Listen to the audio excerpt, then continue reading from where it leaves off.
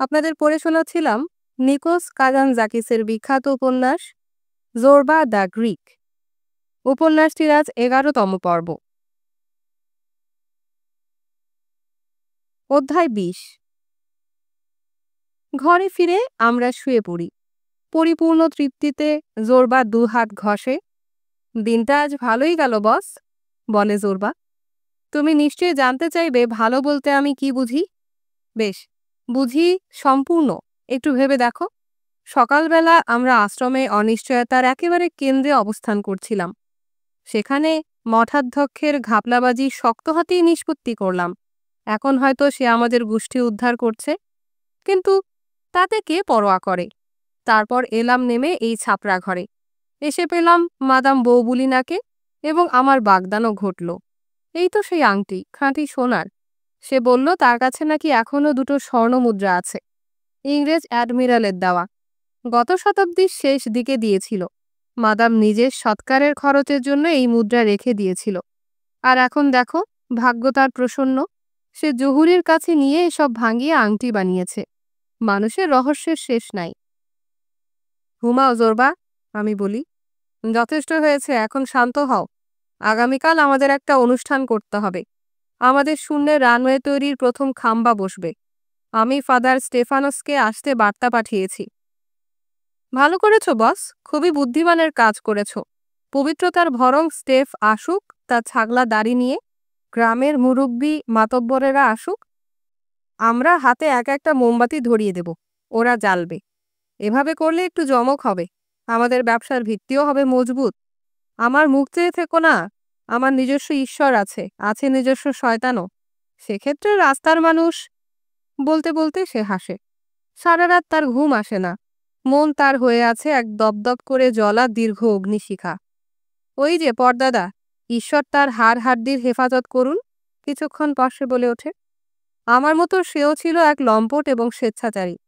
তবে এই ভণ্ড বদমাস যিশুর পুণ্যভূমিতে গিয়ে হাজি সেজে এসেছে। কেন? তা শুধু ঈশ্বরই জানেন। যখন গ্রামে ফিরে আসে, তখন তারই বাল্যবন্ধু এক ছাগলচোর অপদার্থ লোক বলে, ভাইরে, তুই তো পবিত্র ভূমি থেকে আমার জন্য আসল ক্রুশের এক চিমটি কাঠও আনলি না। তখন আমার ধূর্ত দাদু বলে, কি বলিস আনিনি? তোরে ভুলি কেমনে? আজ রাতে বাসায় আসিস, সঙ্গে পাদ্রী সাহেবরেও আনিস, পবিত্র পানি ছিটায়া কৃত্য পালন করবে। তখন তোর হাতে সেই কাঠের টুকরা তুলে দেব। আর ওই পবিত্র অনুষ্ঠানের জন্য একটা রোস্ট করা শূকর ছানা আর 1 বোতল মদও আনিস। সেই দিন সন্ধ্যায় দাদু বাসায় গিয়ে ঘরের দরজার উই খাওয়া পাশি থেকে এক চিমটি কাঠ তুলে নেয়। একদানা চালের চেয়ে তো বড় নয়। সেইটা তুলায় মুড়িয়ে তাতে 2-1 ফোঁটা জলপাই তেল দেয় এবং অপেক্ষা করে। কিছুক্ষণ পর ওহো, দেখো, সেই বাল্যবন্ধু আসে, সঙ্গে পাদ্রী এবং শূকরছানা। পাদ্রী তার গলবস্ত্রটা ঠিকমতো লাগিয়ে নিয়ে জলের কৃত্য সারে। আসল ক্রুশ প্রদান সারা হলে ওরা শূকরছানার ওপর হামলে পড়ে। বেশ তো বস, বিশ্বাস করবে না, ওই লোকটা খাঁটি ক্রুশের সামনে সাষ্টাঙ্গে প্রণিপাত করে সেটাকে গলায় তাবিজ করে ঝুলিয়ে রাখে। আর সেই দিন থেকে সে একেবারে অন্য মানুষ, সম্পূর্ণ পাল্টে যায় সে। পর্বতে আশ্রয় নিয়ে সে অটোমান বিরোধী সশস্ত্র খ্রিস্টানদের আর ক্লেফোর্ডদের সঙ্গে যোগ দিয়ে তুর্কি গ্রামগুলোতে আগুন দিতে থাকে। যুদ্ধে সে বৃষ্টির মতো গোলাগুলির মধ্যেও নির্ভয়ে ছুটত শত্রু মারতে। ভয় সে পাবে কেন? শরীরে কি সে পবিত্র সমাধির পবিত্র কাষ্ঠদণ্ড বহন করছে না? শত্রুর বুলেট তার বেঁধে কেমনে? জোরবা অট্টহাসিতে ফেটে পড়ে। আসলে ধারণাই সবকিছু, সে বলে। তোমার কি ঈমান আছে? যদি থাকে তো পোকায় কাটা পুরনো দরজার এক চিমটি কাঠও হতে পারে এক পবিত্র বস্তু। আর যদি ঈমান না থাকে তো আসল ক্রুশও হয়ে যায় ঘুণে ধরা দরজা। এই লোকের আমি প্রশংসাই করি। এর আত্মার যেখানেই স্পর্শ করা যায় সেখান থেকেই স্ফুলিঙ্গ ঠিকরে বেরোয়। কখনো যুদ্ধে গেছো জোরবা? কি করে জানবো? ভুরু কুঁচকে সে জিজ্ঞেস করে। মনে নাই কোন যুদ্ধের কথা বলছো? না, আমি যা বলতে চাচ্ছি, কখনো তুমি দেশের জন্য যুদ্ধ করেছো কি না? কিন্তু আমি যা বলছি, আমরা অন্য বিষয়ে কথা বলি না কেন? ওই সমস্ত পাগলামি তো এখন শেষ, চুকে বুকে গেছে, তাই ভুলে যাওয়াই ভালো। ওসবকে পাগলামি বলছো জোরবা? তোমার লজ্জা করলো না? নিজের দেশ সম্পর্কে এভাবে কথা বলো? জোরবা মুখ তুলে আমার দিকে তাকায়। আমিও বিছানায় শুয়ে শুয়ে কথা বলছিলাম। তেলের পিদিমটা জ্বলছিল মাথার ওপরই। কিছুক্ষণ খুব কড়া দৃষ্টিতে সে আমার দিকে তাকায়। এরপর বেশ শক্ত করে গোঁফ চেপে ধরে বলে, এটা তো একটা কাঁচা কথা হলো। একজন স্কুল মাস্টারের পক্ষেই অবশ্য এভাবে বলা সম্ভব। কিছু মনে না করো তো বলি বস, তোমার সঙ্গে এসব আলাপ করা সময়েরই অপচয় মাত্র। কিন্তু কেন? আমি প্রতিবাদ করি। জোরবা, ভুলে যেও না আমি অনেক কিছুই বুঝি। হ্যাঁ, বুঝি। হ্যাঁ, তুমি বোঝো তোমার মাথা দিয়ে। তুমি বলো সত্য বা মিথ্যা, এভাবে বা সেভাবে, ঠিক বা বেঠিক। কিন্তু শেষে কোথায় গিয়ে দাঁড়াও? তুমি যখন কথা বলো, আমি তোমার হাত দেখি, পা দেখি, বুক দেখি। তো ওগুলো তখন কি করে? সব চুপ করে থাকে। টু শব্দটাও করে না। এমন যেন ওইসব অঙ্গে নাই এক ফোঁটা রক্ত। বেশ, তুমি কি মনে করো? বোঝার কাজটা করো কি দিয়ে? মাথা দিয়ে? ফুহ! আরে জোরবা, এসো, প্রশ্নটা এড়াবার চেষ্টা করো না। তোমাকে চেতাবার জন্যই বলেছি। তোমার মতো নচ্ছার দেশ সম্পর্কে মাথা ঘামাবে তেমন আশা আমি করিও না। এতে সে খুব রেগে গেল এবং দেয়ালে খুব জোরে একটা ঘুষি মারল। এতে দেয়াল ঘেঁষে রাখা তেলের টিনগুলো ঝনঝন করে উঠল। এবার সে চেঁচিয়ে বলতে থাকে, আমার সম্পর্কে ওভাবে কথা বলার দুঃসাহস দেখাবে না বললাম। তোমার সামনে যে লোকটাকে দেখছো, সে একসময় নিজের মাথার চুলে হাগিয়া সোফিয়ার চার্চটা নকশা করে বুনে গলায় ঝুলিয়ে বুকের ওপর তাবিজ করে ঘুরে ফিরে বেড়াতো। হ্যাঁ বস, সেরকমই করেছি। আর নকশাবন্দি করেছি এই থাবার মতো হাতের লম্বা লম্বা আঙুলে এবং এই সব চুল দিয়ে, বুঝলে? সেই বয়সে আলকাতরার মতো কালো ছিল আমার চুল। এই যে লোকটাকে দেখছো চোখের সামনে, সে পাবলোস মেলাসের সঙ্গে মেসেডোনিয়ার পাহাড়ে পাহাড়ে ঘুরে বেরিয়েছে। সে সময় আমার ছিল চমৎকার স্বাস্থ্য। মাথা থেকে পা পর্যন্ত ছিলাম এক বন্য জন্তু। জাতীয়তাবাদী রূপার মাদুলি বুকের ওপর আড়াআড়ি করে ক্রুশের মতো বাঁধা থাকত। বাঁকা তলোয়ার, চেন, পিস্তল, কার্তুজের বেল্ট। আমি তখন ইস্পাত, রূপা এবং ঘুন্টি গজালে ঢাকা। যখন মার্চ করে যেতাম তখন এত বিচিত্র আওয়াজ উঠত যে মনে হতো রাস্তা দিয়ে বোধহয় এক রেজিমেন্ট ঘোড়সওয়ারই কুচকাওয়াজ করে যাচ্ছে। এই যে এখানে দেখো, এখানে, এখানে। বলতে বলতে সে শার্ট খুলে ফেলে, প্যান্টও খুলে ছুঁড়ে মারে। হুকুমের স্বরে বলে, এদিকে নিয়ে আসো পিদিমটা। আমি আলোটা ওর কাছাকাছি নিই। এতে ওর পাতলা রোদে পোড়া শরীরটা স্পষ্ট হয়ে ওঠে। ও বাব্বা! সর্বত্র গভীর ক্ষত, বুলেটের গর্ত। শরীর তো নয়, যেন ছাঁকনি। এখন দেখো এই পাশটা, বলে সে বিছানায় উপুর হয়ে শুয়ে ওর পিঠটা দেখায়। দেখতে পাচ্ছ তো, পিঠে একটা আঁচড়ও নাই। বোঝো এখন? ঠিক আছে, বাতিটা জায়গা মতো রাখো। সে শার্ট প্যান্ট পরে বিছানায় বসে। পাগলামি! রাগে সে হামলে ওঠে। লজ্জা, লজ্জা! বলতে পারো কবে মানুষ সত্যিকারের মানুষ হবে? আমরা প্যান্ট পরি, গলবন্ধনী, হ্যাট পরি, অথচ আমরা এক একটা খচ্চর, নেকড়ে, শিয়াল, শুয়োরই থেকে যাই। বলি আমরা ঈশ্বরের মুখের আদলে গড়া। কারা আমরা? থুক! থুক দিই এমন বিষ্ঠা মুখে। জোরবার মনে তখন ভয়ঙ্কর সব স্মৃতি জেগে উঠেছিল এবং সে ক্রমেই উত্তেজিত হচ্ছিল। গর্ত ভরা নড়বড়ে দাঁতের ফাঁক দিয়ে দুর্বোধ্য সব আওয়াজ বেরোচ্ছিল। এরপর সে ওঠে, পানির জগটা তুলে মুখে ধরে লম্বা এক একটা ঢোক পানি খায়। এরপর মনে হয় একটু ঠান্ডা হয়। আমাকে শরীরে যেখানেই হাত দাও, ব্যথায় আমি কোকিয়ে উঠব, সে বলে। শরীরে সর্বত্রই ক্ষত আর দাগ আর মাংসের দলা। ওখানে বসে মেয়েদের ব্যাপারে বকবক করে কি বোঝাতে চাও? যখন জানলাম যে আমি সত্যি মরদ মানুষ, তখন আর তাদের দিকে ফিরেও তাকাইনি। আর যদি তাকাতাম তো ক্ষণিকের জন্য ওদের ওপর চড়লাম, নামলাম, ব্যাস মোরগের মতো। তারপর ছেড়ে গেলাম। ওইসব নোংরা বিলাই, নোংরা পাদ্রী পুরুতের বৌঝি, ওরা আমার হিম্মত চুষে চিপে নিতে চায়। ফু! জাহান্নামে যাক সব। তাই রাইফেলটা কাঁধে নিয়ে বেরিয়ে পড়ি। পার্বত্য অঞ্চলে যাই মেসিডোনিয়ার বিপ্লবী পার্টিতে যোগ দিতে। একদিন সন্ধ্যাবেলা বুলগেরিয়ার এক গ্রামে পৌঁছে একটা আস্তাবলে লুকায়ে থাকি। ওখানকারই পাদ্রির বাড়ি সেটা। ভয়ানক হিংস্র প্রকৃতির রক্তচোষা মানুষ সে। রাতের বেলা সে আলখাল্লা খুলে রাখালের পোশাক পরত। এরপর রাইফেল হাতে প্রতিবেশী গ্রিক গ্রিক গ্রামগুলোতে যেত। ভোর হবার আগেই যখন সে ফিরত, তখন সারা শরীর থেকে কাদা আর রক্ত চুইয়ে পড়ছে। এরপর সে তাড়াতাড়ি কাপড় পাল্টিয়ে চার্চে যেত ইমানদারদের জন্য উপাসনা পরিচালনা করতে। এর কিছুদিন আগেও সে একজন গ্রিক স্কুল শিক্ষককে তার বিছানায় ঘুমন্ত অবস্থায় গুলি করে মেরেছে। অতএব আমি সেই পাদ্রির আস্তাবলে গিয়ে দুই ষাঁড়ের মাঝখানে ওদের গোবরে মুখ গুজে অপেক্ষা করি। রাত নামার সময় পাদ্রী আসে আস্তাবলে পশুগুলাকে জাবনা দিতে। আমিও সুযোগ মতো ওর উপর ঝাঁপায়ে পড়ে ভেজা ভেড়া জবাই করার মতো ওর গলায় ছুরি বসাই। ওর কান দুটো ঘ্যাচাং ঘ্যাচাং করে কেটে 2 পকেটে নিই। সে সময় আমি বুলগেরিয়ান কানের একটা সংগ্রহশালা গড়ে তুলেছিলাম, তাই ওই বুলগেরীয় পাদ্রির কান 2টা পকেটে নিয়ে কেটে পড়ি। কয়েকদিন পর আবার আমি সেই গ্রামে গিয়ে হাজির। তখন দুপুরবেলা। আমি ফেরিওয়ালার ভেগ ধরে ফেরি করছিলাম। অস্ত্রপাতি সব পাহাড়ের গোপন আস্তানায় রেখে কিছু রুটি, লবণ এবং অন্য কমরেডদের জন্য বুটজুতা কিনতে গেছি। তখন একটা বাসার সামনে দেখি জনাপাচেক বাচ্চা, সবার পরনে কালো জামা, সবার নাঙ্গা পা।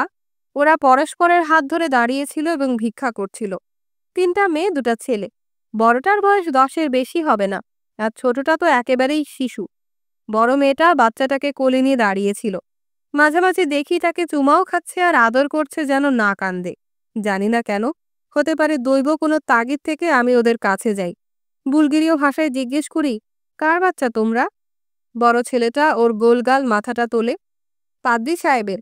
বাবাকে সেদিন আস্তা বলে গলা কেটে মারছে, সে বলে। আমার চোখ ঝাপসা হয়ে আসে এবং পৃথিবীটা জাতা কলের মতো ঘুরতে শুরু করে। আমি দেয়ালে ঠেকা দিলে এই ঘোরটা বন্ধ হয়। এসো বাচ্চারা, আমার কাছে এসো বলে আমি টাকার খুঁতি বের করি। খুঁতি ভরা তুর্কি পাউন্ড আর রূপার খুচরা পয়সায়। আমি হাঁটু গেড়ে বসে সবগুলো পয়সা মাটিতে ঢেলে দিই। চেঁচিয়ে বলি, এগুলো তোমাদের, নাও তুলে নাও। বাচ্চারা হামলে পড়ে ছোট ছোট হাতে পয়সা আর পাউন্ড টাকার নোট জড়ো করে। ওগুলো তোমাদের, সব তোমাদের, নাও, নিয়ে নাও। এরপর যেসব খাবার দাবার কিনেছিলাম সেই খাবারের ঝুড়িটাও ওদের দিলাম। এই যে এখানে যা যা আছে সব তোমাদের, নাও। এরপর তাড়াতাড়ি ওখান থেকে পালিয়ে আসি। গ্রামটা ছেড়ে গেলে গায়ের শার্ট খুলি। আমার চুলে বোনা হাগিয়া সোফিয়ার প্রতিকৃতির মাদুলিটা খামচে ধরে 2 ভাগে কেটে ফেলি। রাস্তার ধারে ছুঁড়ে মারি। এরপর দৌড় দৌড়। আর সেই দৌড় আমি এখনো দৌড়াচ্ছি। জোরবার দেয়ালে হেলান দিয়ে আমার দিকে ফেরে। ওইভাবে আমি উদ্ধার পেলাম, সে বলে। তোমার দেশের খপ্পর থেকে উদ্ধার পেলে? হ্যাঁ, আমার দেশ থেকেই, জোরবা শান্ত দৃঢ় কণ্ঠে জবাব দেয়। একটু পরেই নিজের দেশ থেকে, পাদ্রীপুরুত থেকে, মালকুড়ি থেকে। আমি জিনিসপত্র ছাঁটতে শুরু করলাম। বেশি বেশি করে মালপত্র ফেলতে থাকলাম। এভাবে বোঝা হালকা করলাম। আমি কিভাবে তোমাকে বলবো আমি নিজেকে মুক্ত করছি, হচ্ছি একজন মানুষ। জোরবার চোখ জ্বলজ্বল করে। চওড়া মুখে তার সুখের হাসি। 2-1 মুহূর্ত চুপ থাকার পর আবার শুরু করে। একটা সময় ছিল যখন বলতাম, ওই মানুষ কি তুর্কি, নাকি বুলগার, নাকি গ্রিক? বস, দেশের জন্য এমন সব কাজ করেছি যা শুনলে তোমার মাথার চুল খাড়া হয়ে উঠবে।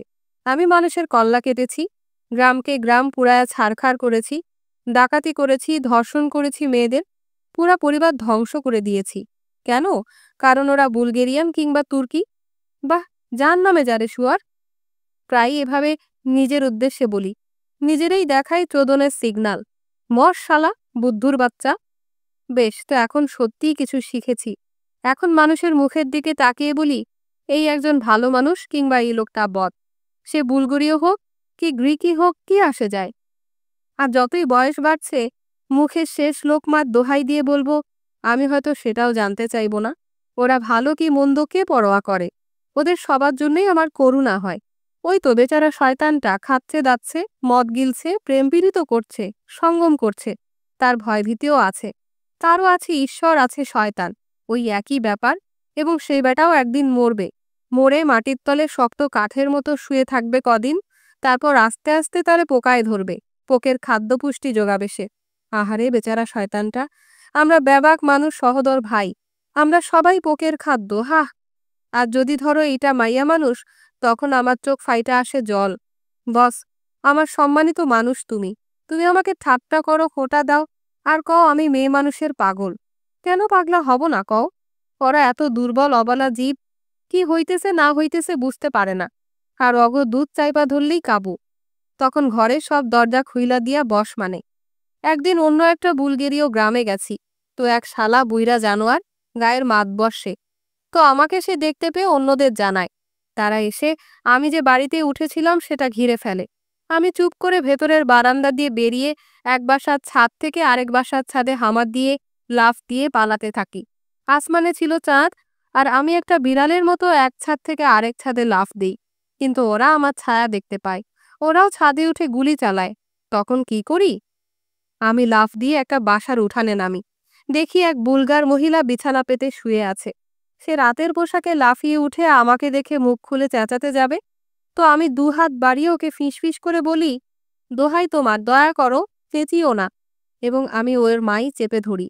সে বিবর্ণ হয়ে প্রায় মূর্ছা যায়। আর এরপর নিচু স্বরে বলে, ঠিক আছে, ঘরের ভেতরে এসো, ভেতরে চলো, যেন না দেখা যায়। ভেতরে গেলে সে জিজ্ঞেস করে, তুমি কি গ্রিক? হ্যাঁ, গ্রিক, কিন্তু ধরায় দিও না। আমি ওর কোমর পেঁচিয়ে ধরি। একটা কথাও সে বলে না। ওর সঙ্গে বিছানায় শুলাম। কি বলবো, হৃদয় আমার আনন্দে কাঁপতে থাকলো। তখন নিজেকে বললাম, এই যে জোরবা, এই কুত্তা, তোর জন্য তো আছেই মেয়ে মানুষ। আর এরই অর্থ মেয়ে মানুষ, এরই অর্থ মনুষ্যত্ব। মেয়েটা কোন ভাষায় কথা বলে?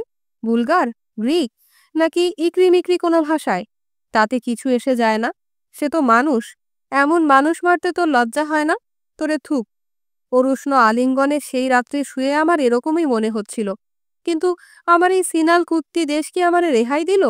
বুলগার মহিলার দেওয়া কাপড় পরে আমি পরদিন সকালেই কেটে পড়ি। সেই মহিলা ছিল বিধবা।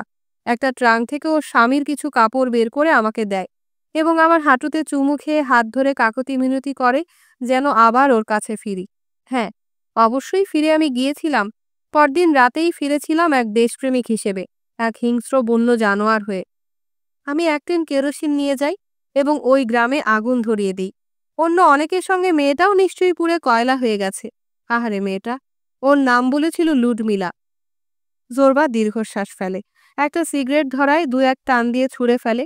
তুমি বলতে থাকো, আমার দেশ, তাই না? তুমি কি তোমার কেতাবের ওইসব রাবিশ বিশ্বাস করো? বেশ, তোমার উচিত আমার কথা শোনা। যতদিন দেশ থাকবে ততদিন মানুষ থেকে যাবে পশুই, হিংস্র সাপদ জানোয়ার। কিন্তু আমি বেঁচে গেছি, ঈশ্বরের কৃপায় বেঁচে গেছি। তোমার অবস্থা কি?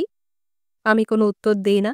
যে সমস্যাগুলো আমি সমাধান করতে চেয়েছি টিপে টিপে, নির্জনে চেয়ার টেবিলে সেঁটে থেকে, এই লোক সেসবেরই সমাধান পেয়েছে পাহাড় পর্বতে, খোলা নির্মল হাওয়ায়, একেবারে সরাসরি সমস্যাগুলোর ভেতর এফোর ওফোর করে।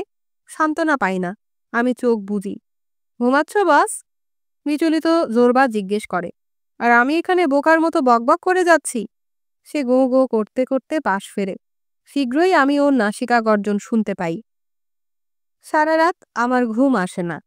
সেই রাতে আমি প্রথম দূর থেকে এক নাইটিঙ্গেলের গান শুনতে পাই। সেই গান আমাদের নিঃসঙ্গতাকে এমন দুঃখানুভূতিতে ভরিয়ে তুলল যে হঠাৎ দেখি আমার চোখ থেকে জল গড়াতে শুরু করেছে।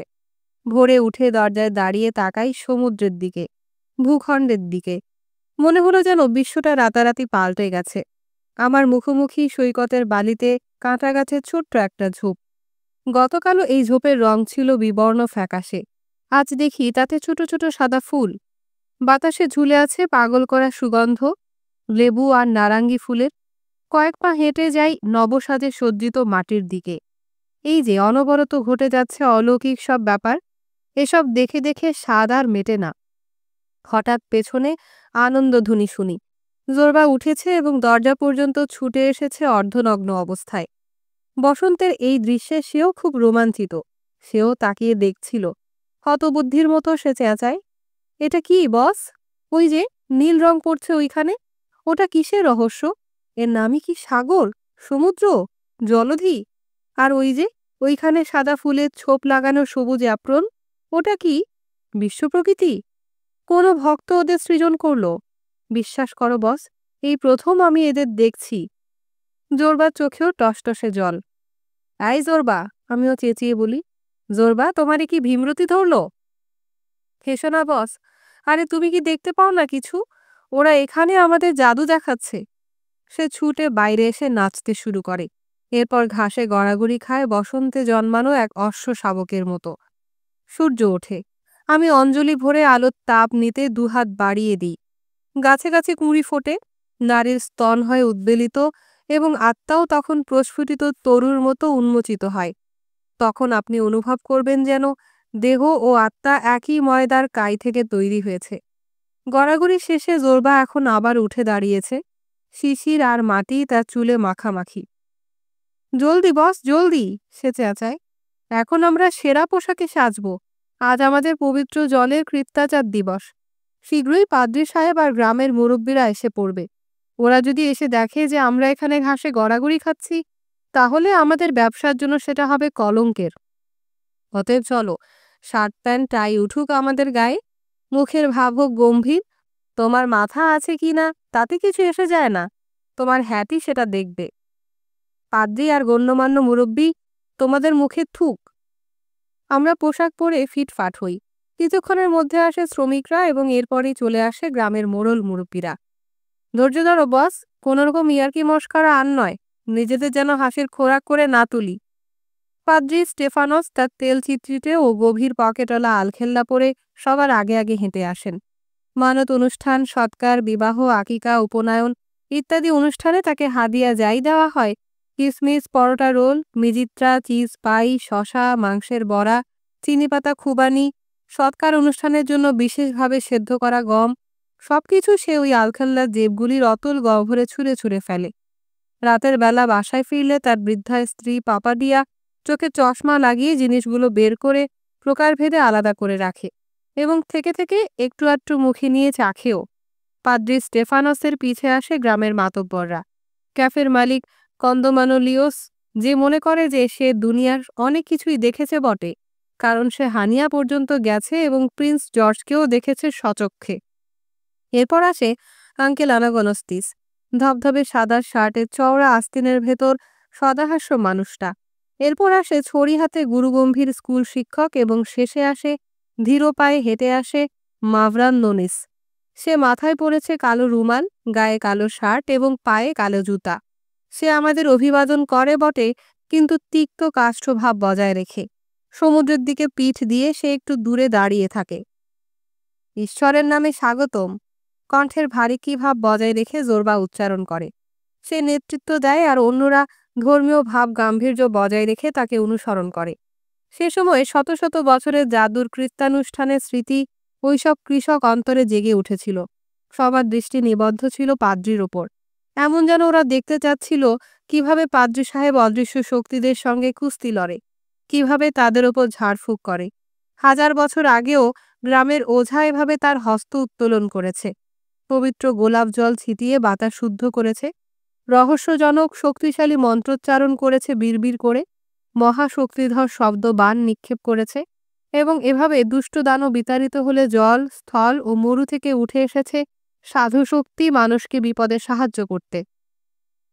কেবল লাইনের প্রথম খুঁটির ভিত্তি স্থাপনের জন্য আমরা সমুদ্র তীরে যে গর্তটা খুঁড়েছিলাম, প্রথমে সেখানে যাই। শ্রমিকরা সেখানে বিরাট একটা পাইন গাছের কাণ্ডকে খাড়া করিয়ে গর্তে সোজা করে ধরে রেখেছিল। পাদ্রী স্টেফানস তার গলায় লম্বা রেশমি চাদরটা পরে নেয়, হাতে তুলে নেয় ধূপাধার। পুরোটা সময় সে তীক্ষ্ণ দৃষ্টিতে তাকিয়ে থেকে পাইন গাছের কাণ্ডটির দিকে স্বগত স্বরে ভূত তারা নিয়ে মন্ত্রোচ্চারণ করে। এই স্তম্ভ স্থাপিত হোক কঠিন প্রস্তরে, যেন বায়ু জল কোনোটাতেই এর ভিত না টলে যায়। Amen, amen. বজ্রনীনাতে হুঙ্কার দিয়ে ওঠে জোরবা এবং একই সঙ্গে বুকে আঁকে ক্রুশ। আমেন, চিৎকার করে মুরব্বীরা। আমেন, শেষে চেঁচায় শ্রমিকরা। ঈশ্বর তোমাদের কাজে আশীর্বাদ বর্ষণ করুন এবং আব্রাহাম ও আইজাকের পার্থিব সম্পদে করুন তোমাদের সম্পদশালী। গ্রামের পাদ্রী প্রার্থনা চালু রাখে। ওদিকে জোরবা অলক্ষ্যে তার হাতে 100 ড্রাকমার একটা নোট গুঁজে দেয়। নোটটা আর চোখে দেখে নিয়ে পাদ্রী যথেষ্ট সন্তুষ্ট হয় এবং দ্বিগুণ উৎসাহে উচ্চারণ করে, আমার আশীর্বাদও গ্রহণ করো বৎসগণ। আমরা ছাপড়া ঘরে ফিরে আসি। সেখানে জোরবা প্রত্যেককে মদ পরিবেশন করে। সঙ্গে থাকে ক্ষুধাবর্ধক খাবার, অক্টোপাস, স্কুইড ভাজা, সেদ্ধ শিমের স্যুপ এবং জলপাই। সুস্বাদু খাদ্য ও পানীয় গলৎকরণের পর অভ্যাগতরা সাগর তীর ধরে বাসায় চলে যায়। এভাবে জাদুর অনুষ্ঠান শেষ হয়। যাক, এ পর্যন্ত সবকিছু ঠিকমতোই সম্পন্ন হলো। 2 বিশাল হাত ঘষতে ঘষতে বলে জোরবা। সে কাপড় খুলে কাজের পোশাক পরে এবং হাতে তুলে নেয় শাবল। চলো হে সবাই, শ্রমিকদের উদ্দেশ্যে সে হাঁক দেয়। ঈশ্বরের নামে চলো, চলো সবাই কাজে। এরপর সারাটা দিন জোরবা পাথর কাটার কাজে ডুবে থাকে। প্রতি 150 ফুট পরপর শ্রমিকরা একটা গর্ত খুঁড়ছিল। সেই গর্তে একটা পাইন কাণ্ড বসাচ্ছিল এবং এভাবে পাহাড়ের চূড়ার দিকে সংক্ষিপ্ততম দূরত্ব হিসেব করে গর্ত খুঁড়ে চলছিল। জোরবাই করছিল মাপজোক, হিসাব নিকাশ আর হুকুম দিচ্ছিল। সারাদিন তার খাবার কি ধূমপানেরও ফুরসত হলো না। নিল না কোনো বিরতিও। কাজে সে একেবারে ডুবে রইল। একবার সে আমাকে বলেছিল, বিশ্ব যে আজ এত ঝুট ঝামেলায় বিপর্যস্ত, এর কারণই হলো আমাদের কারবার সব আধা খ্যাচড়া। আমরা বলি আধো বল, ভালো মানুষ হই আধখানা, পাপ পুণ্য সবই আধা আধা। এজন্যই দুনিয়ার আজ এই দশা। শেষ অবধি যাও সবাই, আঘাত করো, লড়াই জিতে নাও। মনে রাখবা, জাত শয়তানের চেয়ে অর্ধ শয়তানকে ঈশ্বর বেশি ঘেন্না করেন। ওই দিন সন্ধ্যায় সে যখন কাজ থেকে ফেরে, এসেই সে বালুতটে চিত হয়ে একেবারে বিধ্বস্ত অবস্থায় শুয়ে পড়ে। আজ আমি এখানেই ঘুমাবো এবং ভোরের জন্য অপেক্ষা করে আবার কাজে নামবো, বলে সে। আমি রাতে শিফটও শুরু করতে যাচ্ছি। এত তাড়াহুড়ার কি আছে জোরবা? শুনে সে একটু ইতস্তত করে। কি আছে? বেশ, আমি দেখতে চাই পাহাড়ের ঠিক ঢালুটা পেলাম কিনা। যদি না পেয়ে থাকি তো সব যাবে ভেস্তে। সর্বনাশটা যত তাড়াতাড়ি জানতে পারবো আমাদের জন্য ততই মঙ্গল। সে তাড়াতাড়ি খেয়ে নেয়, বলতে কি গোগ্রাসে গেলে। এরপর শীঘ্রই বালুবেলা তার নাসিকাধ্বনিতে প্রতিধ্বনিত হতে থাকে। আমার কথা ধরলে বলি, আমি অনেকক্ষণ জেগে থাকি, দেখি তারকারা হালকা নীল আকাশের প্রান্ত ধরে প্রান্তে ভ্রমণ করে চলেছে। দেখি পুরো আকাশে নীহারিকাপুঞ্জ স্থান পাল্টায় এবং আমার করটির ছাদও নভ থিয়েটারের গম্বুজের মতো অবস্থান পরিবর্তন করে নক্ষত্রপুঞ্জকে সঙ্গে নিয়ে। তারাদের চলাচল লক্ষ্য করো, এমনভাবে করো যেন তুমিও ওদের সঙ্গে চলেছ। মার্কাস অরেলিয়াসের এই বাক্যটি দ্বারা আমার অন্তর ব্রহ্মাণ্ডের মেলবন্ধনে যুক্ত হয়ে যায়। অধ্যায় ২১। আজ ইস্টার। জোরবা কাপড় চোপড় পরে প্রস্তুত হয়। মেসেডোনিয়ার কবে তার এক গার্লফ্রেন্ড একটা মোটা গাঢ় বেগুনি রঙের উলের মোজা বুনে দিয়েছিল, সেইটা পায়ে দেয়। উদ্বেগ নিয়ে সে আমাদের বিচের কাছে ছোট টিলার উপর নিচ করতে থাকে। রোদ আড়াল করতে সে ঘন ভুরু জোড়ার ওপর হাত দিয়ে বারবার গ্রামের রাস্তার দিকে তাকায়। না, কুর্তিটা দেরি করছে। দেরি করে ফেললো নটি মাগি। দেরি হয়ে গেল রে আওলা মাতারি। এক নবীন প্রজাপতি বোধহয় সদ্য শুঁয়োপোকার মোড়ক ভেঙে এসেছে, তো সে এসে জোরবার গোঁফে বসার চেষ্টা করে, কিন্তু ওর নাকে সুরসুরি লাগে। নাসারন্ধ্র দিয়ে সে জোরে দুবার নিঃশ্বাস ফেললে প্রজাপতি শান্তভাবে উড়ে সূর্যকিরণে কোথাও অদৃশ্য হয়ে যায়। খ্রিস্টের পুনর্জাগরণ উদযাপন উপলক্ষে সেদিন আমরা মাদাম অর্তেনসের জন্য অপেক্ষা করছিলাম। শিকে গেঁথে চুলায় একটা ভেড়া রোস্ট করছিলাম। ক্ষুধাবর্ধক হিসেবে ভেড়ার ভুঁড়ি ভাজাও করেছিলাম। বালুতে সাদা চাদর পেতে তাতে রং করা কিছু ডিমও রেখেছিলাম। কিছুটা মজা করা, কিছুটা আবেগের বশবর্তী হয়ে আমরা ঠিক করেছিলাম যে অর্তেনসকে বেশ জমকের সঙ্গে আমরা বরণ করে নেব। ওই শুনশান বিচ্ছিন্ন সাগর পাড়ে এই পরিত্যক্ত এসেন্স মাখা মৃদু পচন ধরা কুহকিনীর সাইরেন আমাদের ওপর এক ধরনের মোহ বিস্তার করেছিল। ইদানিং ও আশেপাশে না থাকলে কিছু একটার অভাব বোধ হতো। অরিকোলনের গন্ধ, হাঁসের মতো থপথপিয়ে হেলে দুলে হাঁটার ভঙ্গি, সামান্য খ্যাসখ্যাসে কণ্ঠস্বর এবং বিষণ্ন অম্লমধুর দুটো চোখ, অভাব বোধ হতো। এজন্য আমরা মার্টল আর জলপাই গাছের ডাল কেটে একটা বিজয় তোরণও বানিয়েছি, যার নিচ দিয়ে সে আসবে। ওই তোরণের ওপর আমরা 4টে পতাকাও টাঙিয়েছিলাম, ইংলিশ, ফ্রেঞ্চ, ইতালীয় এবং রাশান। আর মাঝখানে একটু উঁচু করে লাগিয়েছিলাম লম্বা সাদা পতাকা, তাতে নীল ডোরা। যেহেতু অ্যাডমিরাল আমরা নই, কামান টামান ছিল না, সেজন্য জোগাড় করেছিলাম দুটো গাদা বন্দুক এবং ঠিক করেছিলাম যে ওই টিলার ওপর ঘাপটি মেরে বসে থাকব এবং গায়ের পথে আমাদের পৃথুল সিল মাছকে গড়াতে কিংবা লাফাতে লাফাতে আসতে দেখলেই 21 বার বন্দুক ফুটিয়ে তোপধ্বনি করব। তার জমকের অতীতকে আমরা এই নির্জন সৈকতে জাগিয়ে তুলতে চেয়েছিলাম, যেন বেচারি হতভাগিনীও ক্ষণিকের ছায়ামরিচ উপভোগ করতে পারে এবং নিজেকে আরেকবার রক্তিমোষ্ঠ, টনটনে পয়োধর, নাগরা জুতা আর সিল্কের মোজা পরা যুবতী হিসেবে ভাবতে পারে। আমাদের নিজেদের ভেতরেই যদি আনন্দ ফুর্তি নিয়ে, অলৌকিকের বিশ্বাস নিয়ে না জাগলাম তো কিসের খ্রিস্টের পুনর্জাগরণ? কিসের পুনর্জাগরণ যদি না বৃদ্ধা ছিনাল আবার ফিরে যায় তার বিংশতি যৌবনে? না, দেরি করে ফেললো কুত্তিটা, দেরি করে ফেললো খানকি মাতারি, দেরি করেছে নটি মাগি। মিনিটে মিনিটে জোরবা গুঁ গুঁ করে আর বেগুনি রঙের ঢিলা মোজা বারবার টেনে তোলে। আমি বলি, আরে জোরবা এসো, এসে বসো এই ক্যারব গাছের ছায়ায়, বসে একটা সিগারেট খাও, সে চলে আসবে। গ্রামের পথে শেষবার দৃষ্টি দিয়ে জোরবা এসে বসে ক্যারব তরুর নিচে। প্রায় দুপুর হতে চলল। সেদিন গরমও পড়েছিল খুব। দূর থেকে শোনা যাচ্ছিল ইস্টারের প্রাণবন্ত ঘণ্টার ধ্বনি। থেকে থেকে বাতাসে ভেসে আসছিল ক্রীড়দেশী লীরার বাজনা। পুরো গ্রাম বসন্তের মধুচক্রের মতো গুঞ্জন ধ্বনি তুলেছিল। হতাশায় জোরবা মাথা নাড়ে। বহু বছর আগে ইস্টারে আমার আত্মা জাগত খ্রিস্টের সঙ্গে। সে বহু বছর আগে। কিন্তু এখন কেবল আমার দেহই জাগে। কেন? কারণ প্রথমে একজনের বাসায়, এরপর আরেকজনের। মাত্র আরেক চামচ, এই অ্যাপেটাইজারটা আরেকটু নিন, আর একটা দুটো হর্স ডে ওভার। বেশ তো, আপনি অনুরোধে গেলেন। বেশি বেশি সুস্বাদু সব খাবার, যা সবগুলো কিন্তু সারে পরিণত হয় না। ওসবের ভেতর কিছু থেকে যায়, কিছু বেঁচে যায়, এবং তা ভালো প্রবৃত্তিতে রূপান্তরিত হয়। আনন্দ, নাচ, গান, কিংবা একটু বাকবিতণ্ডা, সেটার নামই আমার কাছে পুনর্জাগরণ। সে দাঁড়িয়ে যায়, আরেকবার গ্রামের দিকে তাকায় আর ভুরু কুঁচকায়। ওই যে একটা ছোকরা এই দিকে দৌড়ে আসছে, বলে সে দ্রুত সেই দিকে এগিয়ে যায়। ছেলেটা পায়ের বুড়ো আঙুলে দাঁড়িয়ে জোরবার কানে কিছু বলে। শুনে জোরবা ক্ষিপ্ত হয়ে ওঠে। অসুস্থ, চেঁচায় সে। অসুস্থ? পালা বেটা, নইলে মেরে ভর্তা করে ফেলব। এরপর আমার দিকে ফিরে। বস, আমি গ্রামে যাচ্ছি। কুত্তিটার কি হয়েছে দেখে আসি, একটু সবুর করো। আমাকে দুটো লাল আন্ডা দাও তো, যেন ওর সঙ্গে ভাঙতে পারি। জলদি, এক্ষুনি যেতে হবে। ডিম দুটো পকেটে নিয়ে সে ঢিলা মোজা টেনে তুলতে তুলতে দৌড়ায়। আমি টিলার ওপর থেকে নেমে সৈকতের ঠান্ডা নুড়ি পাথরের ওপর শুই। হালকা নোনা বাতাস বইছিল, সাগরে হালকা তরঙ্গ।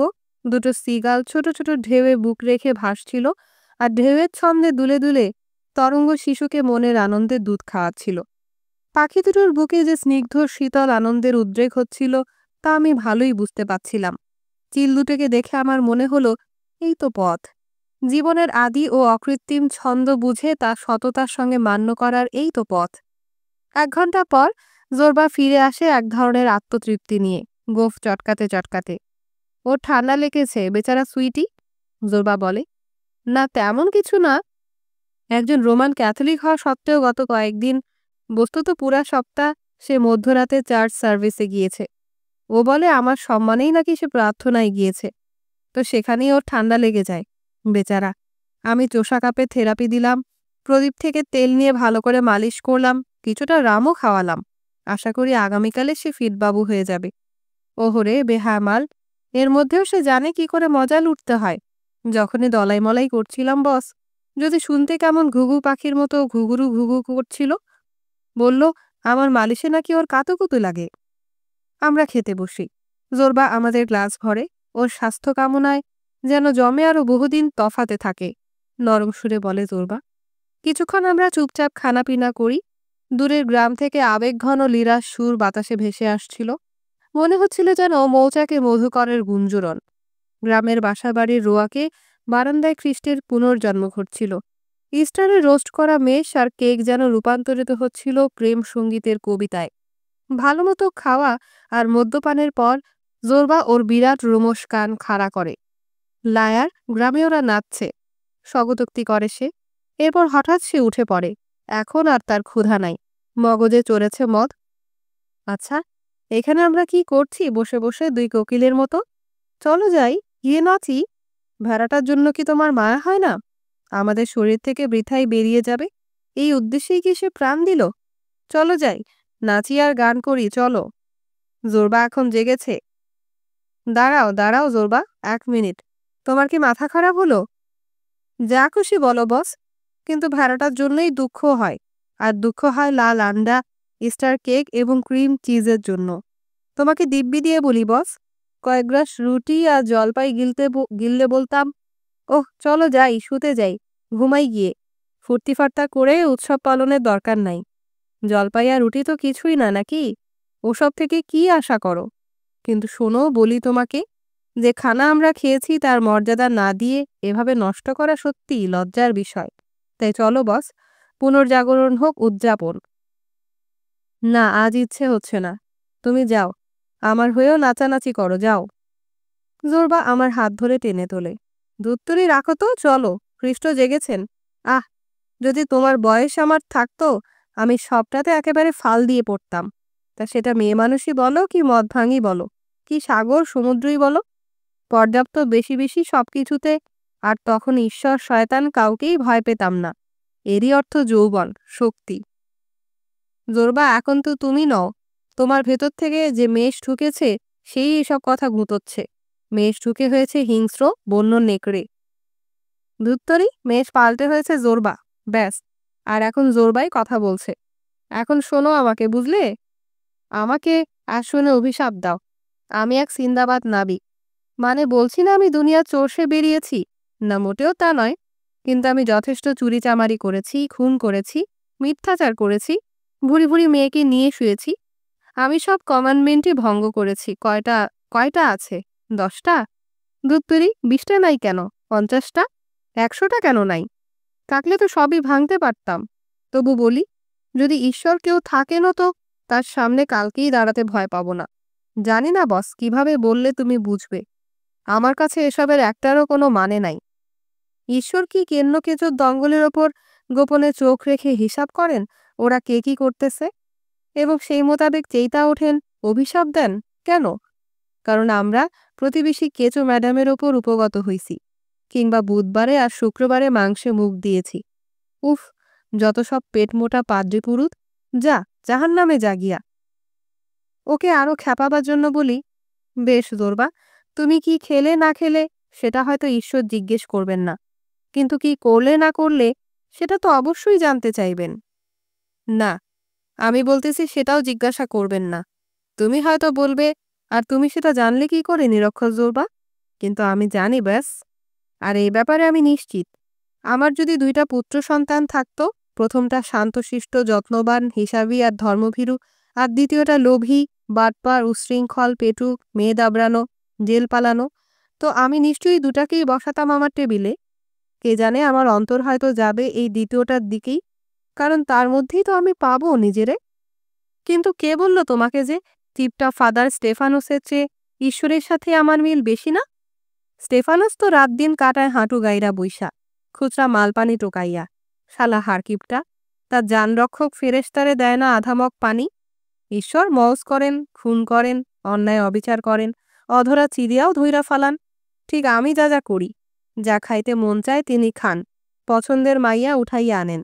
ঠান্ডা পানির মতো সুন্দরী মাইয়া হাইটা যাইতেছে, দেইখা তোমার হৃৎপিণ্ড ফাল দিয়া ওঠে।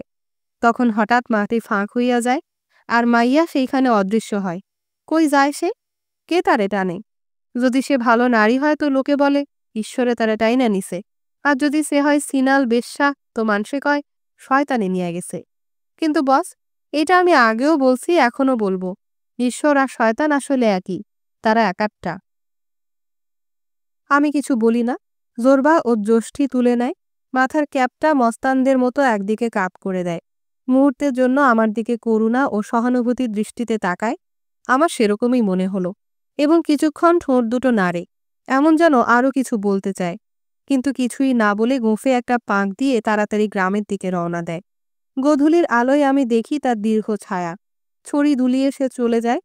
জোরবা চলে যাওয়ার সময় সমুদ্রের জলসীমা যেন জীবন্ত হয়ে উঠল।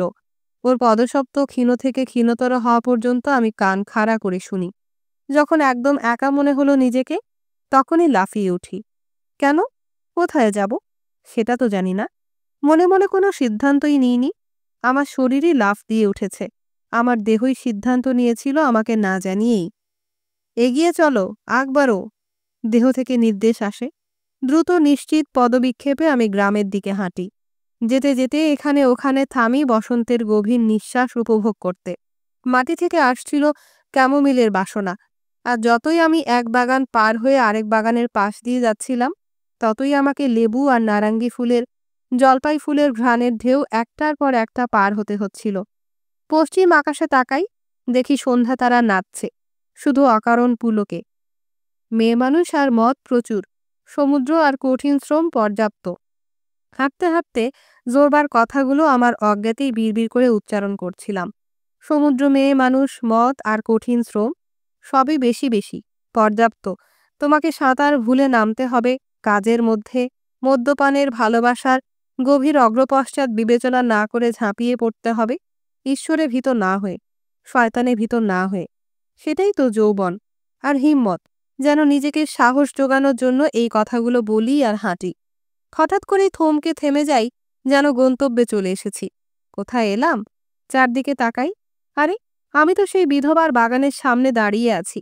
নলখাগড়া আর বুনো নাশপাতির ঝোপের পেছন থেকে নরম মেয়েলি কণ্ঠে ভাঁজা একটা সুর ভেসে আসছিল। আমি সামনে পেছনে তাকাই, কেউ নেই। একটু এগিয়ে গিয়ে নলখাগড়া ফাঁক করে দেখি, কমলালেবু গাছের তলায় এক মহিলা দাঁড়িয়ে আছে। পরনে তার কালো পিঠকাঠা জামা। সে গাছ থেকে ফুলে ভরা ডাল কাটছিল এবং কাটতে কাটতে গুনগুন করে গানও করছিল। আর আমি গোধূলির আধা আলোতেও তার অর্ধনগ্ন স্তন যুগলের শ্বেত গোলক দেখতে পাচ্ছিলাম। আমার দম বন্ধ হয়ে আসে। আমার মনে হলো এরা তো একেবারে বন্য জন্তু, বুনো জানোয়ার, এবং সেটা তারা জানেও। এদের কাছে পুরুষ মানুষ কতই না দরিদ্র, নিষ্ফলা, ক্ষণস্থায়ী নির্বোধ আর অসার প্রাণী। বহু মাদি পতঙ্গের সঙ্গে এই বুনো জানোয়ারের মিল আছে। হাত জোর করা ম্যান্টিস, ঘাস ফড়িং, মাকড়সা, এই মাদিগুলা ভোর রাতের দিকে অতৃপ্ত বুভুক্ষু অবস্থায় পুরুষদের খেয়ে ফেলে। আমি যে তাকিয়েছিলাম সেটা বিধবা হঠাৎই অনুভব করে। তার অস্ফুট গান মুহূর্তে থেমে যায় এবং সে ফিরে তাকায়। আমাদের চোখাচোখি হয় দুই বিজুরি রেখার মতো। আমার হাঁটুতে কাঁপন ধরে, এমন যেন নলখাগড়ার ওপাশটায় আমি একটা বাঘিনী দেখতে পেয়েছি। রুদ্ধকণ্ঠে সে জিজ্ঞেস করে, কে ওখানে? চটপট বুকের বোতাম লাগিয়ে সে স্তন ঢেকে ফেলে। তার মুখ গম্ভীর হয়ে আসে। আমি তো পালাতে পারলে বাঁচি, কিন্তু জোরবার কথাগুলো হঠাৎ আমার অন্তর্জুড়ে বাজতে থাকে, সাহস যোগায়। মেয়ে মানুষ, সমুদ্র, মদ। এই তো, আমি ভেতরে আসি। এই কথাগুলো বলতে না বলতে একটা ভয়বোধ আমাকে আচ্ছন্ন করে এবং আমি আবার পালাবার উপক্রম করি, কিন্তু কোনো রকমে জোরবার জোরে শরম পেয়ে নিজেকে সংযত করি। আমি কে? এই প্রশ্ন করে এবার সে ধীরে সাবধানে নিঃশব্দ পায়ে এগিয়ে আসে। আরো পরিষ্কার করে আমাকে দেখতে সে গলা বাড়িয়ে চোখ আধা বুজে তাকায় এবং সতর্কভাবে পরীক্ষা করতে আরেক ধাপ এগোয়। হঠাৎই যেন তার সারা শরীর সহজ ছন্দে উদ্ভাসিত হয়ে ওঠে। জিভের ডগায় কামড় কেটে সে ঠোঁট চেটে নেয়। আরে বস, এবার আরো মিষ্টি স্বরে বলে। সে আবার এগিয়ে আসে, গুটি গুটি পায়ে। মনে হয় যেন শিকারের ওপর এবার ঝাঁপিয়ে পড়বে। বস তুমি? এবার চাপা কণ্ঠে জিজ্ঞেস করে। হ্যাঁ আমি। এসো। তখন সূর্য উঠেছে, সকাল হচ্ছিল। জোরবা আগেই ফিরে ঘরের সামনে বসে আছে, সিগারেট খাচ্ছিল আর সামনে সমুদ্রের দিকে তাকিয়েছিল। মনে হচ্ছিল আমার জন্যই অপেক্ষা করছিল। আমি আসামাত্রই মাথা তুলে আমাকে তার চোখে গেঁথে ফেলে। ওর নাসারন্ধ্র তিরতির করে কাঁপছিল, গ্রেহাউন্ড কুকুরের নাকের মতো। ঘাড় বাঁকিয়ে আমার দিকে গলা প্রসারিত করে সে লম্বা টানে শ্বাস নেয়। আমাকে শুঁকছিল সে। মুহূর্তে তার মুখ উদ্ভাসিত হয়ে ওঠে আনন্দে। হ্যাঁ, বিধবার গন্ধ সে পেয়েছে। ধীরে ধীরে সে উঠে দাঁড়ায়, মাথা থেকে পা পর্যন্ত হাসে আর আমার দিকে আলিঙ্গনের হাত প্রসারিত করে। অভিনন্দন, বলে সে। আমি বিছানায় যাই, চোখ বন্ধ করি। শুনতে পাই সমুদ্র ধীর স্থির শব্দে শ্বাস নিচ্ছে এবং আমার মনে হলো আমিও এর শ্বাস প্রশ্বাসের তালে সিগালের মতো উঠছি নামছি। এভাবে ঘুম পাড়েনি গানের দুলুনিতে আমি ধীরে ধীরে চলে যাই ঘুমের দেশে এবং একটা স্বপ্ন দেখি। দেখি যেন এক বিশাল নিগ্রো মহিলা মাটিতে ওঁত পেতে বসে আছে। দেখতে সে গ্রানাইট পাথরে তৈরি সাইক্লপদের প্রাচীন এক বিরাট মন্দিরের মতো। আমি তার চারপাশ দিয়ে ঘুরি একটা প্রবেশদ্বারের খোঁজে। আমি দেখি আমার উচ্চতা এই মহিলার পায়ের বুড়ো আঙ্গুলেরও সমান নয়। তো যখন আমি তার গোড়ালিটা চক্কর দিচ্ছি, তখন হঠাৎ দেখি অন্ধকার একটা ফাঁক, গুহার মতো। তখন গম্ভীর স্বরে আওয়াজ ওঠে, ঢুকে পড়ো। ব্যাস, আমি ঢুকে পড়ি। যখন ঘুম ভাঙল তখন দুপুর। ছোট জানালাটা দিয়ে সূর্যের আলো এসে বিছানার চাদরে ছড়িয়ে পড়েছিল। সূর্য কিরণ দেয়ালে টাঙানো ছোট আয়নাটায় এত সরাসরি এসে পড়েছিল যে মনে হচ্ছিল যেন আয়নাটা হাজার খণ্ডে চূর্ণ বিচূর্ণ হয়ে আছে। আবার আমার সেই দিগ্র দানব মহিলার স্বপ্ন মনে আসে। সমুদ্র তার কামুক গর্জন চালিয়েই যাচ্ছিল। আমি আবার চোখ বন্ধ করি, গভীর সুখে প্রাণ ভরে যায়। আমার শরীর খুব হালকা এবং পরিতৃপ্ত বোধ হয়। তৃপ্ত পশুর মতো যখন সে শিকারের খোঁজে বেরিয়ে শিকার মেরে খেয়ে এখন রোদে বসে ঠোঁট চাটছে, সেরকম আমার মন, একই সঙ্গে এটা দেহ, পরিপূর্ণ তৃপ্তিতে বিশ্রাম নিচ্ছিল। যে প্রধান জটিল সমস্যাগুলো এতকাল যন্ত্রণা দিচ্ছিল তার একটা চমৎকার সরল সমাধান সে পেয়েছে বলেই মনে হয়।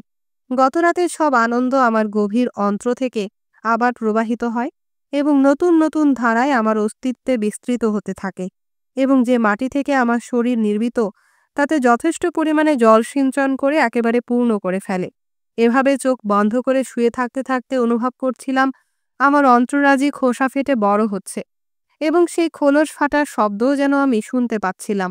সেই রাতে আমি প্রথমবারের মতো স্পষ্ট অনুভব করি যে আত্মা একই সঙ্গে শরীরও, হয়তো আরেকটু উদ্বায়ী, আরও নির্মল, স্বচ্ছ, আরও মুক্ত, কিন্তু ওই একই মাংস, এবং মাংস ও আত্মা।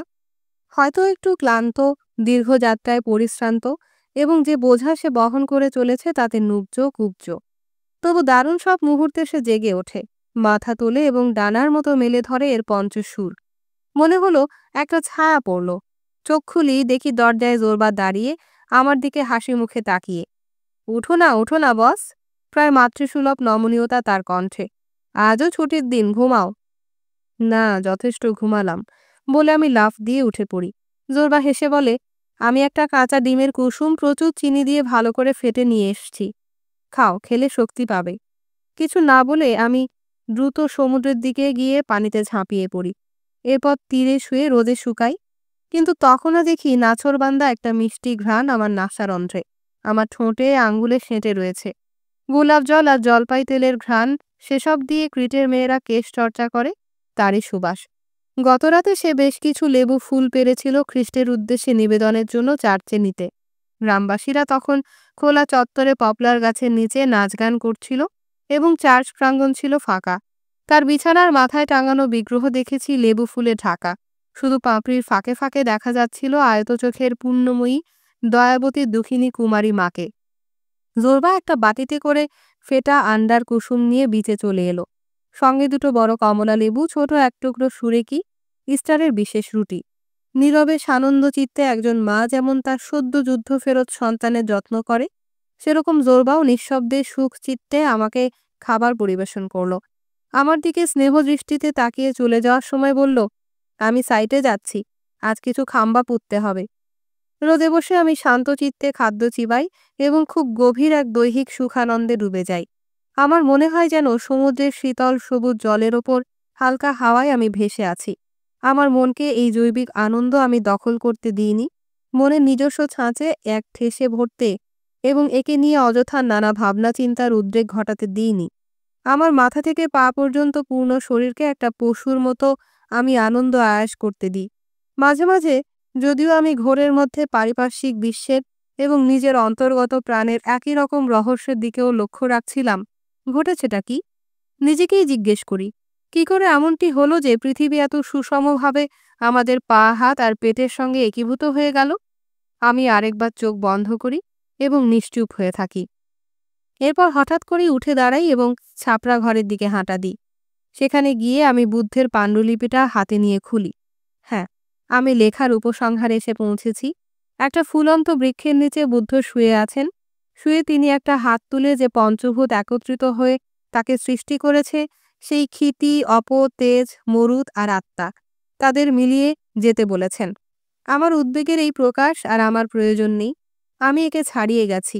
বুদ্ধের প্রতি আমার সেবা যত্নেরও হয়েছে সম্পাদন। আমিও এখন হাত তুলে আমার ভেতরের বুদ্ধকে বলেছি পঞ্চভূতে বিলীন হতে। খুব তড়া করে শব্দ এবং শব্দের শক্তিশালী ভূত তাড়ানিয়া ক্ষমতা দিয়ে আমি বুদ্ধের দেহ, এরপর তার আত্মা এবং শেষে তার মনকে নির্মূল করি। কাজটি আমাকে নিষ্করুণভাবে করতে হয়, কারণ আমার তাড়া ছিল। এরপর কাগজের উপর শেষ কটি শব্দ খসখস করে লিখে অন্তিম চিৎকার উদ্গীরণ করি এবং একটা মোটা লাল পেন্সিলে আমার নাম খোদিত করি। যাহ, শেষ। এখন শক্ত দেখে একটা রশি নিয়ে পাণ্ডুলিপিটা কোষে বাঁধি। এক অদ্ভুত ধরনের আনন্দ হয় আমার। মনে হলো যেন কোনো দুর্ধর্ষ দুশ্মনকে বাগে পেয়ে এখন হাতে পায়ে কোষে বেঁধে ফেলেছি। কিংবা জঙ্গলিরা যেমন করে, তাদের প্রিয়জন মরে গেলে তার মরা দড়িতে বাঁধে, যেন সে কবর ছেড়ে না বেরোতে পারে এবং কর্দম আর কুয়াশায় পরিণত না হয়। সে সময় দেখি গ্রামের দিক থেকে একটা বাচ্চা মেয়ে খালি পায়ে দৌড়ে আসছে। ওর গায়ে হলুদ জামা এবং হাতে একটা লাল ডিম মুঠো করে ধরা। সে থেমে সন্ত্রস্ত চোখে আমার দিকে তাকায়। ওর ভয় তাড়াবার জন্য একটু হেসে আমি জিজ্ঞেস করি, বেশ তো, বলো কি হয়েছে, কি চাও তুমি? যদিও নাকে সিকনি ঝরছিল এবং খুব হাঁপাচ্ছিল, সে ক্ষীণ কণ্ঠে জানায়, মাদাম আমারে পাঠায়েছে, তোমারে যাইতে কইছে। সে অসুস্থ, বিছানায় পইরা রইছে। তোমার নামই তো জোরবা। ঠিক আছে, আমি আসছি, আমি বলি। ওর অন্য হাতে আমি আরেকটা লাল ডিম ধরিয়ে দিই। সে ছুটে পালায়। আমি উঠে সোজা গ্রামের দিকে হাঁটি। ক্রমেই গ্রামের শব্দ নিকটবর্তী হয়। লায়রের মিষ্টি আওয়াজ, ছুটির দিনে নানা চেঁচামেচি, বন্দুক ফাটানোর আওয়াজ, ছন্দতালের গান।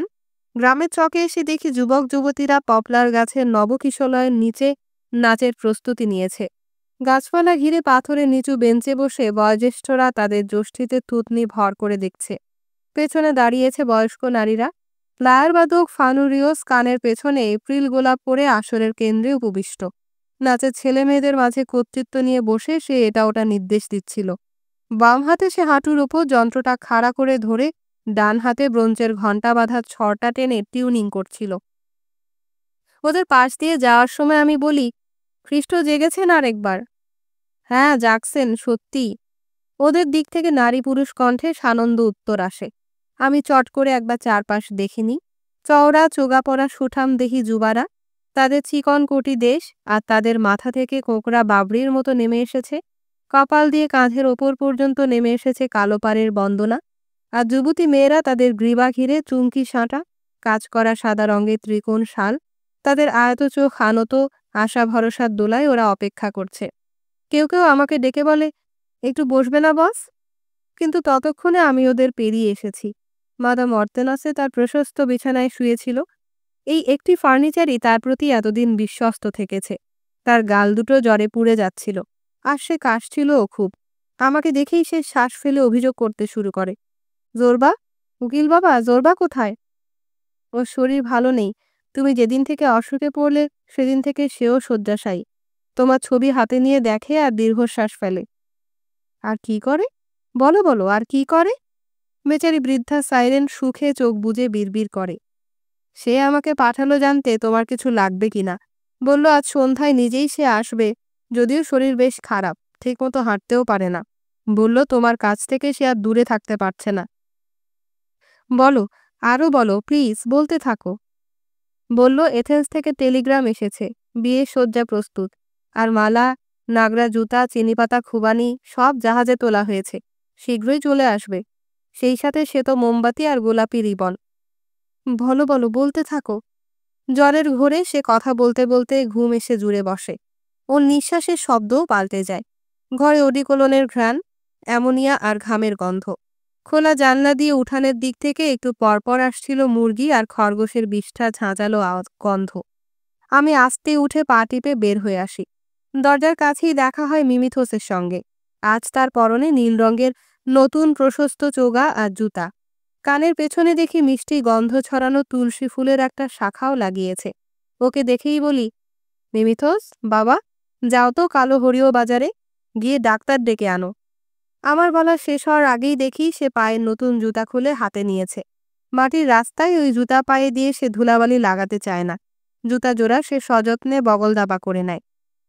শোনো, ডাক্তারের কাছে গিয়ে আমার কথা বলো, শুভেচ্ছা জানাবে, বলবে যেন দেরি না করে তার ঘোড়ায় চড়ে এক্ষুনি চলে আসে। বলো যে মাদাম খুবই অসুস্থ, কাশি হয়েছে, জ্বর। আহা বেচারি, যাও যাও বাবা, এক্ষুনি যাও। এই চললাম। হাতে থুথু ফেলে সে ফুর্তির সঙ্গে তালি দেয়, কিন্তু নড়ে না। চোখে এক ধরনের ফাজিল দৃষ্টি নিয়ে সে আমার দিকে তাকায়। আরে যাও, কি বললাম। দেখি সে তবুও নড়ে না। আমার দিকে চোখ টিপে একটা শয়তানি হাসি হাসে। বস, এবার বলে, আমি এক বোতল লেবু জল নিয়ে গেছিলাম আপনার বাসা পর্যন্ত, একটা উপহার। মুহূর্তকাল থামে। সে অপেক্ষা করছিল যেন আমি জিজ্ঞেস করি কে পাঠালো, কিন্তু আমি কিছু জিজ্ঞেস করি না। জানবেন না স্যার কে পাঠালো? বলে সে হিহি হিহি করে হাসে। আপনি চুলে লাগাইতে কইছে, সে বইলা দিছে এতে চুলে গন্ধ হবে ভালো। আরে যাও যাও, জলদি, চোপা বন্ধ। সে হাসে এবং আবার হাতে থুথু মারে। রক্ষণই যাই, 1 2 3, শো, খ্রিস্ট জাগনা হইছে বলেই সে উধাও হয়।